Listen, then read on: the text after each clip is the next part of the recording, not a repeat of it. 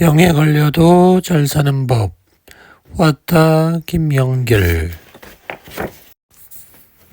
뇌질환 1. 반신불수를 낫게 하려면 고성군에서 100km 6km 떨어진 사량도에는 명물이 있다.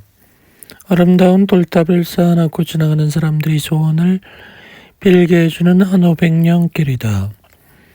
돈지항에서 본격적인 지리망산 산행길로 접어들면 수백 미터에 이르는 길가에 돌탑 수십 개가 있다.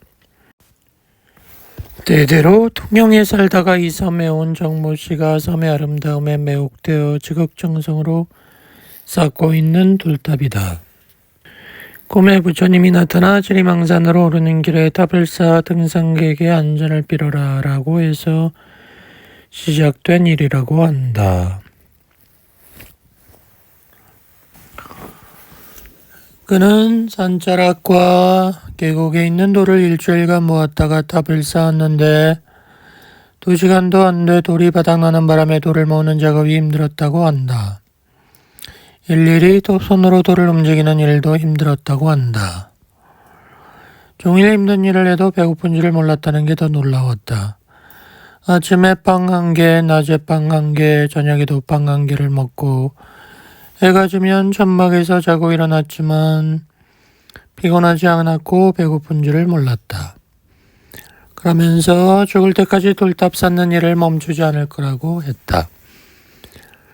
올바른 밥을 올바르게 먹으려면 어느 날이었다. 40대 여인이 지팡이를 짚고 절뚝거리며 정씨에게 다가왔다. 종일 행복하게 일하는 그의 모습에 감명을 받았다는 그녀는 안타까운 사연을 털어놓았다. 발레리나로 이름을 날리던 그녀는 어느 날 충격을 받고 뇌출혈로 쓰러졌다. 그러고는 죽음을 생각했다. 프리마돈나를 꿈꾸던 발레리나였는데 절뚝발이 신세가 되고 보니 죽고 싶다는 얘기였다. 고민 끝에 남편도 두 아이도 팽개치고 유랑길에 나섰다가 여기까지 오게 되었다면서 완치된 우집으로 돌아가겠다고 했다.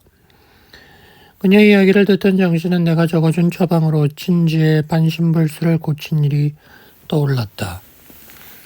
정씨는 그녀에게 친지가 2년 만에 반신불수 고친 일을 이야기해 주었다. 뇌를 통하는 혈관에 혈액이 터져 생기는 뇌출혈은 뇌신경을 손상시킨다. 뇌신경이 손상됨에 따라 반신불수가 되는데 뇌신경을 복구하려면 우선 뇌를 통하는 혈관의 혈액이 깨끗해야 한다. 그럼 어떻게 하면 좋을까? 약을 먹으면 좋을까? 아니다. 운동을 많이 하면 되나? 아니다. 깨끗한 피를 만드는 비결은 깨끗한 음식과 깨끗한 마음이다. 흰 밀가루는 독이다. 밀가루를 정제해 속껍질 진원을 제거하면 속살만 남는다. 이 속살을 복원하려면 방부제가 필요하고 방부제를 뿌린 밀가루는 색이 누렇다. 이것을 희게 하려면 표백제를 써야 한다. 그래서 수입 밀가루는 방부제 표백제 덩어리인 것이다. 여러 가지 첨가제를 섞어 만든 게 우리가 먹는 밀가루 제품이다. 이런 음식을 먹으면 우리의 피는 썩은 물처럼 된다. 특히 중병 환자는 항상 피를 깨끗하게 만드는 음식을 먹어야 한다. 동귀리, 오트밀, 통밀, 인강낭콩, 검은콩, 현미, 연근마, 다시마 따위로 밥을 해서 뜨거울 때 인절미 크기로 종이에 싸서 냉동실에 넣어두었다가 끼니 때마다 데워 먹는다. 노르딕 워킹이 필요한 사람들, 아무리 좋은 고급 연료를 넣어도 운행하지 않고 세워두기만 하는 차는 망가진다. 인간은 걸으면서 진화했다. 가만히 앉아있으면 잡념이 생기고 포도당을 소모해 근육이 약해진다. 소마비 환자는 아픈 다리에 힘을 주면 그 다리가 아프지 않은 다리로만 걷게 된다. 결국 힘을 주지 않고 쓰지 않는 다리는 퇴화되고 만다. 정씨로부터 친지의 완치 과정을 듣고 내 처방을 건네받은 여인은 자신이 뭘부터 해야 할지를 고민하지 않았다. 어릴 때부터 운동한 그녀는 노르딕 워킹부터 시작했다. 처음에는 1시간에 1.5km를 걸었다. 한 달이 지나자 워킹 속도는 시속 2km가 되고 100일이 지나자 시속 4km가 되었다. 1시간에 10리를 걷는 정상인의 속도가 된 것이다. 그녀는 저항성 탄수화물이 풍부한 곡물과 채소를 다 익혀 먹었다. 의장장애가 없고 체온이 뜨거운 사람은 생식을 해도 좋지만 음층 체질의 심한 경쟁에서 오는 변비에 시달리다가 뇌출혈이 생긴 그녀 같은 경우는 생식이 독이 된다. 올바로 먹고 올바로 걷기 한지 100일이 지나자 그녀를 괴롭히던 모든 증세가 사라졌다. 물론 그녀는 프리마돈나의 꿈도 지워버렸다. 행복의 열쇠는 간단하다. 자기의 실제의 모습보다 잘나 보이려고 하지 않는 것이다. 누구나 즉시 행복해질 수 있다. 내 실제 모습보다 더 잘 보이려는 노력을 포기하면 된다. 그녀는 알프레드 아들러의 말을 곱씹으며 걷기를 계속하고 있다. 품위 있게 죽겠다고 마음먹었더니 열대 지방처럼 낮 기온이 40도에 치솟던 어느 날 60대 초반의 남자와 50대 중반의 여자가 찾아왔다. 부부였다. 남자는 눈을 감은 채 목석처럼 앉아서는 아무 말도 하지 않았다. 부인이 말했다. 남편은 15년 전에 양성 뇌종양 판정을 받았어요. 그때부터 대체의학에 빠져서 의사의 말이나 처방에 귀를 기울이지 않아요. 남자는 젊을 때부터 의약품 도매상을 운영하면서 돈을 벌었다. 10년 전부터는 친형과 IT 산업에 도전하여 성공을 거두었다. 반년 전 차를 모는데 어지러웠다. 광소리가 들리더니 정신을 잃었다. 악성 뇌종양입니다. 이미 여러 군데로 퍼져 수술이 어렵습니다. 암세포가 시신경을 압박해서 눈이 보이지 않았다. 노만 앞이 깜깜해진 원인이 여기 있었다.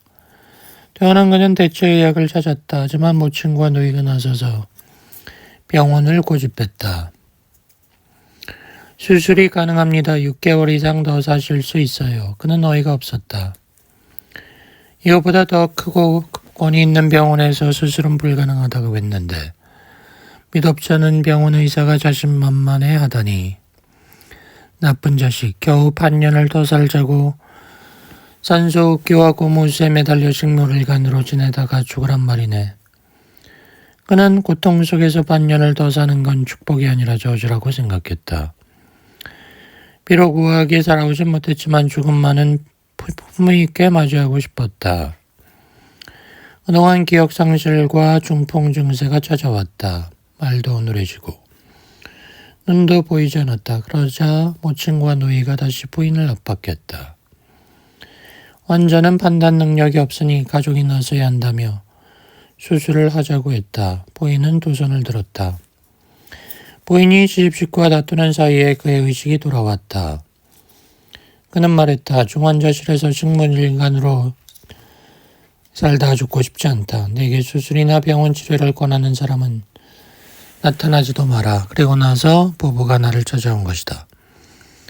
죽음의 시간이 닥쳐왔을 때 공포 속에서 앓다가 기계장치에 매달린 채 죽을 것인지 선택을 잘 해야 한다. 우리는 누구나 우아하게 살고 우아하게 죽기를 바란다. 하지만 살다 보면 의연하게 살기도 힘들지만 품위 있게 죽는 게 더 힘들다. 나는 암에 걸려도 자연스럽게 살다 죽겠다 라는 말을 하던 선배가 있었다. 그런데 90세가 되던 해에 폐암 진단을 받자 수술받다 죽고 말았다. 품위 있게 살고 품위 있게 죽기란 정말 어려운 일이다. 중환자가 찾아오면 먼저 세 가지를 봐야 한다. 먼저 발부터 본다. 발이 제대로 움직여야 걸을 수 있다. 다음은 대소변 기능을 살핀다. 대소변 기능이 제대로 작동해야 된다. 마지막 소화 기능이다. 소화가 되지 않으면 뭘 먹든 개똥이나 다름없다. 세 가지가 죽지 않고 사는데 필요한 기본 요소다. 그런데 그는 발이 약해 잘 걷지 못했다. 소변도 잘 나오지 않고 변비도 심했다. 잘 걸으려면 허리 장단지 발이 튼튼해야 한다. 특히 장단지는 제2의 심장이다. 제1의 심장은 내 마음대로 튼튼하게 할 수 없지만 허벅지나 장단지는 얼마든지 튼튼하게 만들 수 있다. 허벅지에는 근육의 60%가 모여 있는데 허벅지 근육을 키우면 저절로 장단지 근육도 커진다. 나는 허리와 장단지, 발에 가열순환제 추출액을 바르고 대소변이 시원하게 나오는 처방을 했다. 그리고 목 림프절에도 추출액을 발랐다. 뇌종양은 목에 있는 경동맥 4개가 막히거나 오그라들어 뇌혈관이 지저분해져 생기는 병이다. 경동맥을 비롯한 목 주위와 어깨 겨드랑이 림프절이 제대로 작동하면 치료할 수 있다. 모든 처방의 기본은 걷기다. 아침마다 동네 공원에 갔다. 부인이 부축하여 양지 바른 곳을 걸었다. 하지만 30분만 걸어도 남편은 지쳤다.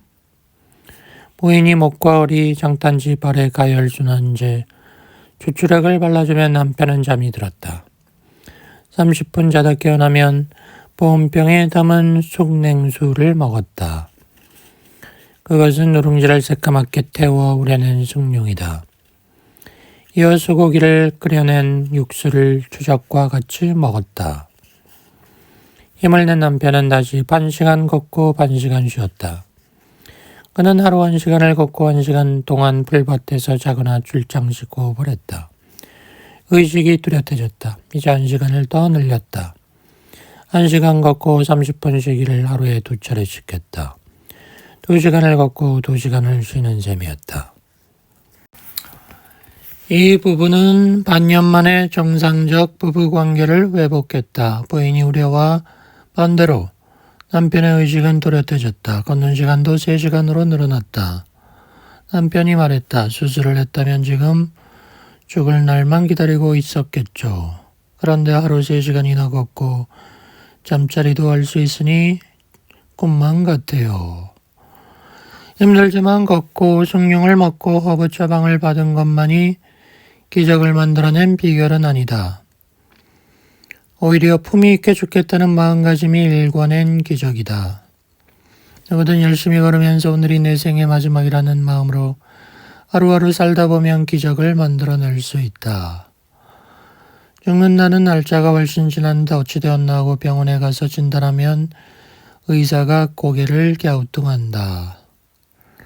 얼마 전 이들 부부가 모친 노이와 같이 찾아왔다.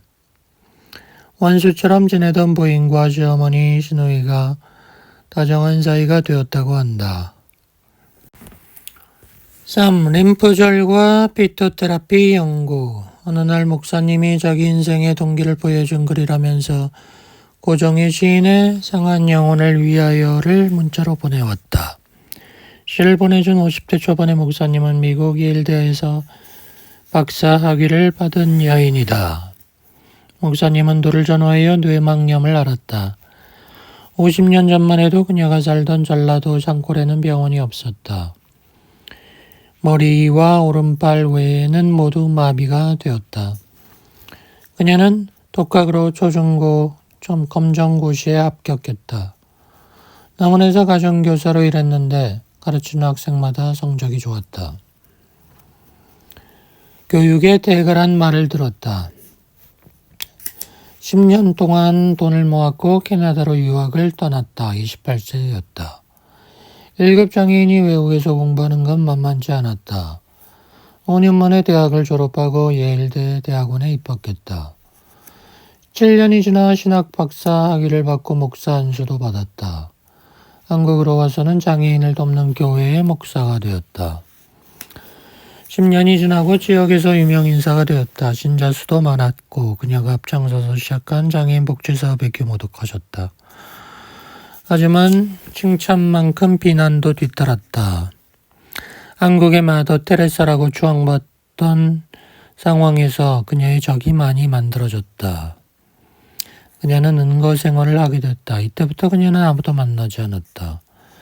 하지만 아무리 기도하고 성경을 봐도 마음이 편치 않았다. 시를 읽었다. 상한 영혼을 위하여라는 시였다. 그녀는 뇌막염 후유증으로 인한 전신 통증으로 고통을 겪었다. 50년간 계속된 고통이다. 기도에 집중하거나 목회일에 열중하면 통증을 잊을 수 있었지만 항상 좋기만 한 게 아니었다. 나를 찾아온 뒤부터 그녀는 가열 순환제 추출액을 아픈 곳에 발랐다. 통증이 완화되자 행복하다는 생각이 들었다. 내가 보기에 그녀는 의학적 기적을 일군 여인이다. 누워서 죽을 날만 기다려야 할 사람, 간병을 받아야 할 1급 장애인이 남을 보살피는 목회 활동을 한 것이다. 과학이 포기한 곳에 신의 손길이 기다린다. 2004년 영화 노트북에 나오는 말이다. 알츠하이머 병에 걸린 첫사랑 여인의 기억을 되살리기 위해 노인이 된 남자가 본인들의 사랑 이야기를 여인에게 반복해서 들려주는데 퇴행성 알츠하이머 병에 걸리면 회복할 수 없으니 소용없을 거라고 말하는 의사에게 노인이 해준 말이다.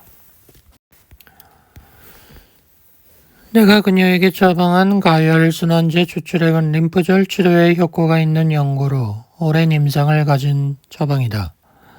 목 디스크, 허리 디스크, 변비통, 어깨 통증, 고관절 통증에 효과가 좋다. 암 환자에게도 좋다. 공진당과 오약순기산 추출물이 주성분이다. 피토테라피의 원조이다. 피토테라피란 식물의 추출물을 이용하여 병을 치료하는 약용 식물요법을 말한다. 눈에 보이는 치료보다 몸이 자가 치유할 수 있도록 돕는 데 초점을 맞춘 처방이다. 모든 천연 추출물은 저마다 고유한 양리작용이 있다. 전문 기술로 최적의 추출물을 최적의 비율로 혼합하여 시너지 효과를 얻어내는 것이 피토테라피다. 1976년 창업한 프리미엄 화장품 시슬리의 핵심 역시 피토테라피다. 크리스틴 도르나노 부회장은 2019년 우리나라에서 이렇게 말했다. 식물 세계에 대한 기억이 인간 유전자에 있다. 식물과 동물의 세계는 밀접하다. 신체 기관이 식물 추출물을 잘 흡수하고 우리 몸에 이런 효과를 준다는 것은 이미 확인되었다. 안약은 황제내경 상한론 이후 수천 년간 약용 식물을 배합하여 병을 고쳤다. 플레밍의 항생제가 나온 이후 그 가치가 평가절하되었지만 아직도 약용 식물의 적절한 배합인 한약 처방은 도움을 주고 있다. 우리는 감기 걸리면 마황탕이나 갈근탕을 마신다. 이 처방은 소설 삼국지의 시대적 배경이 되는 시기에 살았던 장중경이 저술한 상한론에 언급된 처방이다. 그러니까 2000년의 임상실험을 거친 처방인 것이다. 이제부터라도 고전의학서에 있는 천연 항생제 처방에 관심을 가져야 한다. 가열순환제 연고의 양리작용. 암하면 통증을 연상시키듯이 통증은 암 환자들이 두려워하는 증상이다. 통증 치료의 근간이 되는 약물 치료는 조기 환자라면 비마약성 진통제를 쓰지만 말기 환자는 마약성 진통제를 써야 한다. 그러나 이것도 일시적이다. 통증을 이겨내는 다른 방법은 무엇인가? 어느 날 목 디스크 환자들이 사용하는 보조기구를 목에 착용한 50대 초반의 부인이 왔다. 부인은 유방암 3기 진단이다. 여기저기 뼈로전이 된 상태였다.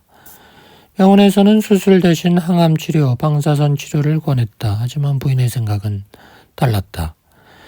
연명은 의미가 없다고 보고 버틸 때까지 버티다 죽겠다고 했다. 유방암은 생각보다 어려운 병이다. 암세포가 가슴에만 있으면 잘라버리면 되지만 대부분의 유방암은 림프선을 타고 여기저기 간다. 부인 역시 경추와 어깨 겨드랑이에 침투한 상태였다. 특히 경추는 죽을 맛이다. 나는 유방암 치료에 도움이 되는 지폐상과 우귀음을 처방하면서 가열순환제 연고를 바르고 쌍모 돌리기처럼 목 운동을 하도록 권했다. 동행한 남편이 가열순환제 연고를 부인의 경추 어깨 겨드랑이에 발라주자 부인의 얼굴이 펴졌다.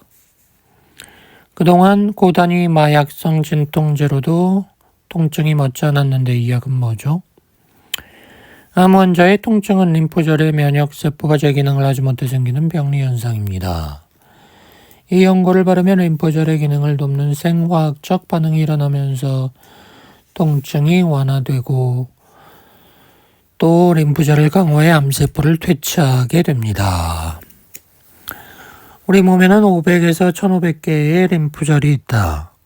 림프절은 면역세포가 모여있는 곳이다. 안의학에서는 경혈이라 하는데 300개가 있다. 다시 말하면 림프절은 해부학적으로 보이는 것이고 경혈은 기가 순환하는 정거장 역할을 하는 기능상의 장소이다. 림프절과 경혈은 대략 20-30% 겹친다. 그리고 림프절은 목 주위에 60%, 허리 주위에 40%가 있다. 따라서 누구든 목과 허리의 림프절만 잘 다루면 거의 모든 병을 이길 수 있다. 모든 병은 림프절로 통한다. 림프절이 제 기능을 발휘하면 모든 암이 없어진다는 것이 미국 스탠퍼드 대학의 견해이기도 하다. 7장 피부질환 1. 피부질환의 새로운 알고리즘 세조와 피부병 조선의 7대왕 세조는 꿈속에 자신이 왕위를 뺏은 조카 단종의 어머니가 나타나 침을 뱉자 피부병을 앓게 되었다. 자업자득이지만 엄청난 스트레스를 겪은 세조는 여러 질병으로 고생했다. 그 증세 가운데 하나가 피부질환이었다. 그는 피부병을 치료하려고 전국을 돌아다니다가 속리산까지 왔다.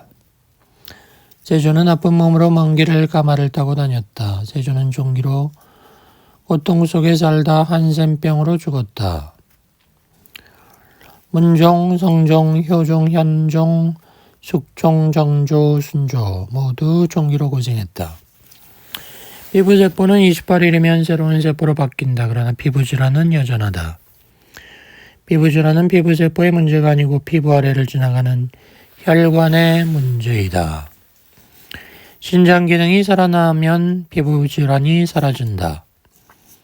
신장과 폐가 나빠 코로나 세월을 보내다가 코로나에 걸린 사람이 있었다. 그는 천국문턱까지 갔다가 유턴을 해서 살아났다. 그러나 집에 오니 몸 상태가 안 좋았다. 신장 폐 기능이 나빠졌다. 피부질환이 심했다. 너무 가려워 죽고 싶을 정도였다. 숨쉬기도 힘들었다. 먹을 수가 없었고 약을 먹어도 토했다. 보약이건 영양제건 다 토했다. 밤새 잠을 자지 못했다. 85kg 나가던 체중이 47kg가 되었다. 퇴원할 때 의사가 말했다. 혈액 투석을 준비하세요. 이때부터 숭늉을 조금씩 먹었다. 딱딱한 음식을 먹듯 천천히 씹어 먹었다. 200cc쯤 마시자 더부룩하던 위장이 꽉 막힌 하수도를 송곳으로 뚫은 것처럼 뻥 열렸다. 즉석밥에 진한 숭늉을 말아 먹었다. 반찬으로 묵은지 몇 가닥을 먹었다. 속이 편해졌다. 햇빛을 보고 하늘을 보고 나무를 보았다. 스스로에게 타일렀다. 누우면 죽고 걸으면 산다. 누워 죽느니 걷다가 살자.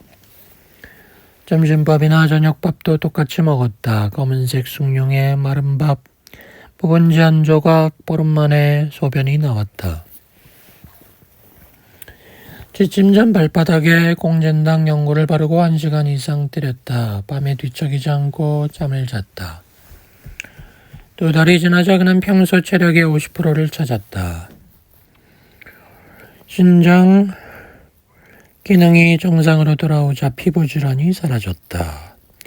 그의 부인 역시 평생 위장병과 피부질환, 류마티스, 관절염, 부인과 질환으로 고생했다. 미란성 위염, 위축성 위염, 신경성 위염, 담적 등등의 진단을 받고 별별 치료를 했으나 효과가 없었다.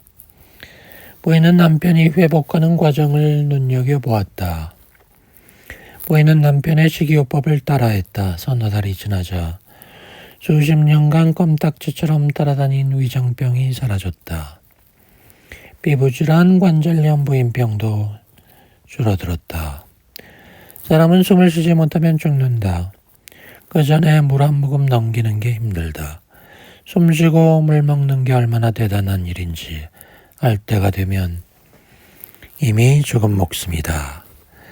그때 할 것을 지금 알자. 숙룡은 생명수, 걷기는 살기다. 6. 로마 검투사와 70대의 병광세 노인. 영화에 등장하는 로마 시대 검투사들은 우락부락하고 탄탄한 몸매를 자랑한다. 그런데 그들의 식생활이 적힌 기록을 보면 우리 상식과 다르다. 모두가 채식주의자였다.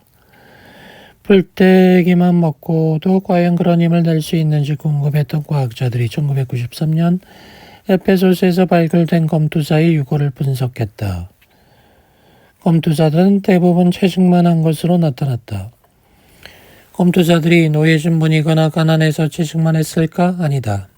당시 로마에서는 귀족 부인들이 검투사와 바람을 피워 사회적으로 문제가 될 정도로 검투사들은 인기가 많았다. 로마 검투사처럼 채식 위주로 식단을 꾸린 덕분에 젊은이 못지않게 정력이 넘친다는 70대 노인이 있다.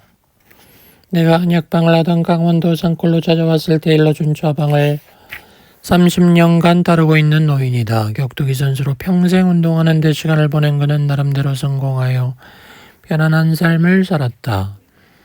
그런데 남에게 밝히기 힘든 두 가지 고민이 있었다. 하나는 피부질환이었다. 태어날 때 태열로 고생했지만 이내 괜찮아졌는데 운동을 시작하면서 따라다녔다.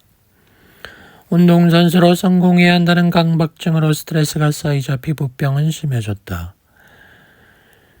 한센병 환자들이 먹는 약도 먹었다. 동물병원에서 주는 지독한 피부병 약도 먹었지만 소용이 없었다.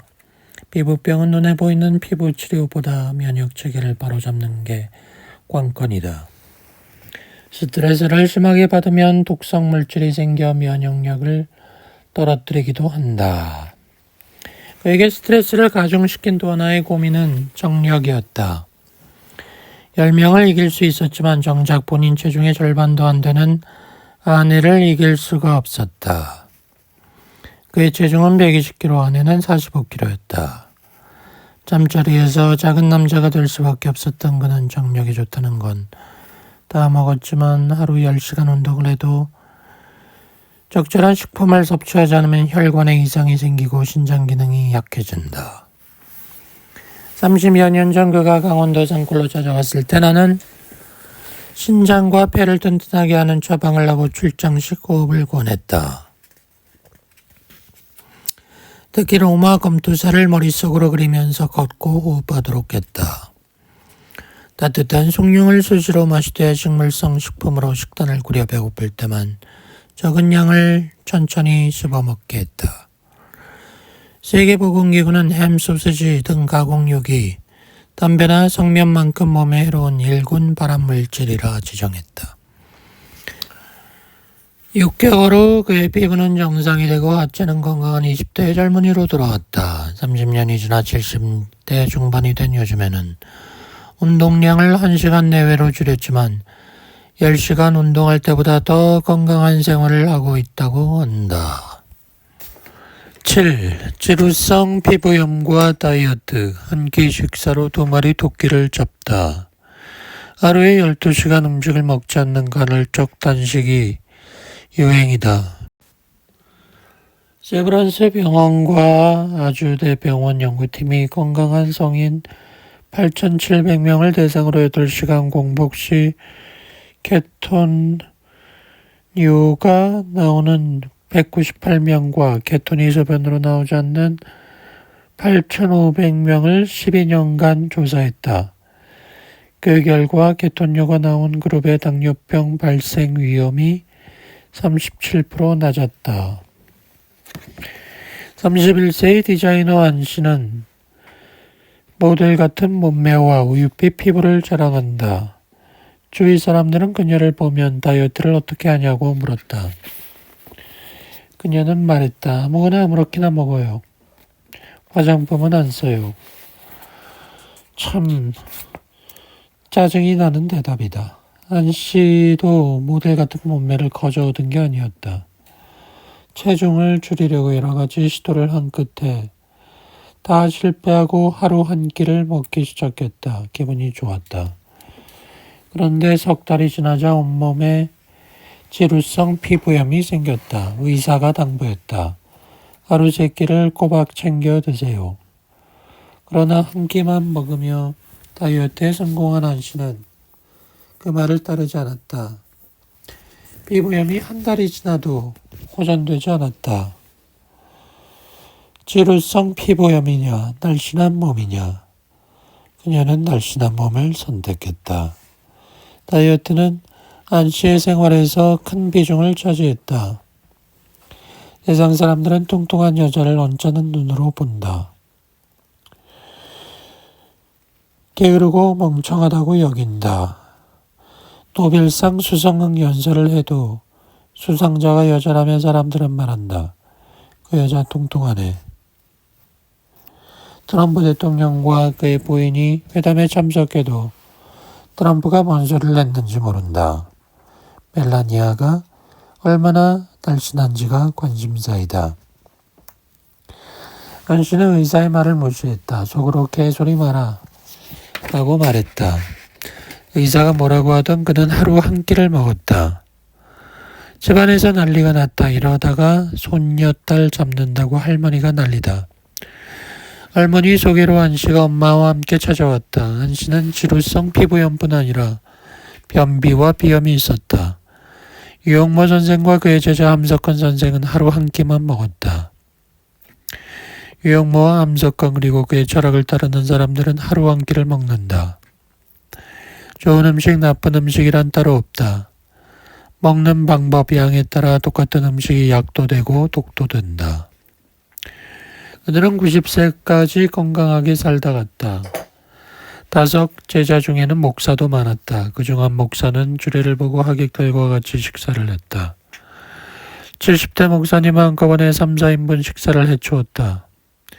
그도 1일 1식 마니아였다. 주위에서 물었다. 목사님 건강 비결이 뭔가요? 아무거나 닥치는 대로 먹기, 그러나 하루에 한 끼 먹기입니다. 많은 사람이 이들처럼 하루 한 끼를 먹으려다 실패했다. 하루 한 끼가 몸에 익으려면 1년이 걸린다. 몸이 나빠 간혹 단식하는 사람이 있다. 이들은 단식 중에 피부염이 생겨 고생한다. 단식을 때려치우고 정상적인 식사를 해도 피부병이 남는다. 하루 한 끼 먹기는 사람에 따라 유익한 처방이다. 그런데 실천이 힘들다.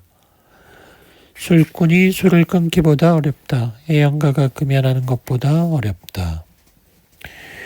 안씨는 검은색 숭늉을 많이 먹고 피토테라피 요법을 실천했다. 신장과 대장 기능을 살리는 약용식물 처방약으로 비염과 변비를 해결했다. 그러자 지루성 피부염이 사라졌다. 원형 동물은 폐와 심장이 없어 천식이나 감기, 심근경색 따위의 질병이 없다. 원형 동물과 인간의 차이는 경운기와 조음석 제트 여객기의 차이다. 조음석 여객기는 무수히 많은 부품이 있고 이 부품들을 조화롭게 연동할 규칙이 있다. 면역체계는 제트 여객기보다 복잡한 인간의 여러 부품이 잘 움직이게 하는 힘이다. 면역체계의 중심에는 물이 있고 좋은 물을 먹는 게 면역력을 높이는 것이다. 안씨는 숭늉과 피토테라피로 지루성 피부염을 극복했다.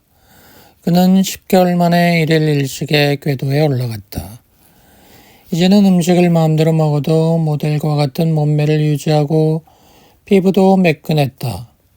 안씨는 10개월 만에 하루 한 끼 식사와 숭늉으로 효과를 단단히 보았다. 식사 방법은 단순했다. 몸에 해로운 것을 나중에 먹었다. 몸에 해로울수록 중독성이 강해 끊기가 어렵다.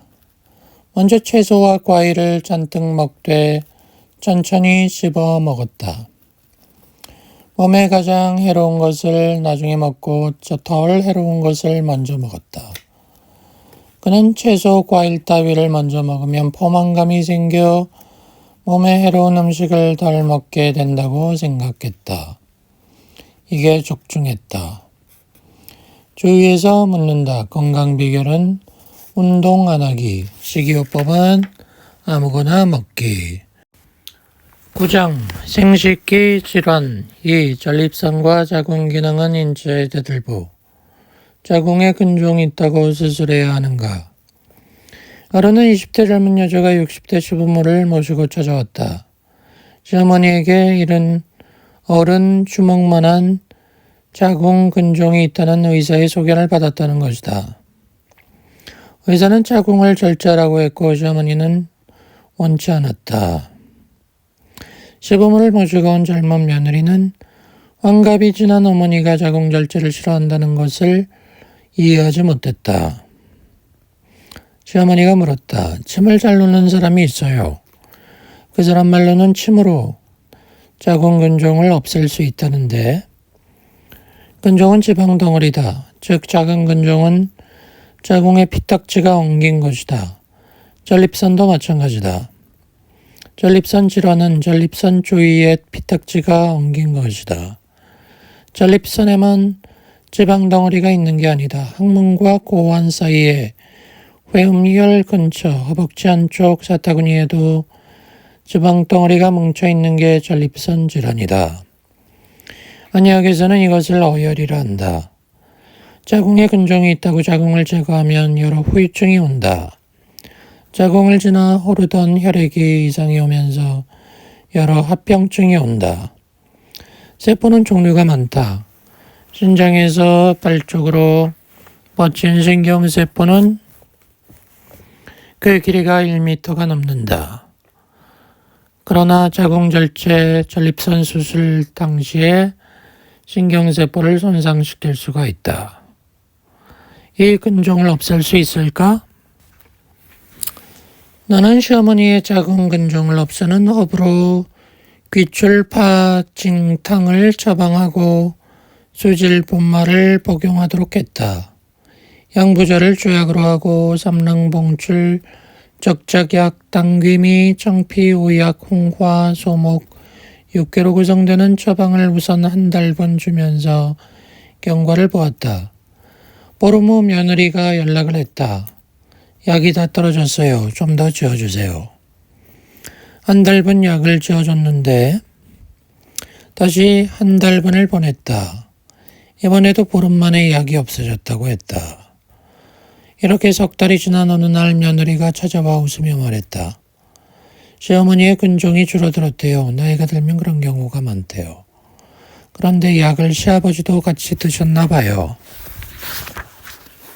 전립선 자궁 기능이 정상이면 시부모를 모시고 사는 그녀는 며칠 전부터 시부모님 방에서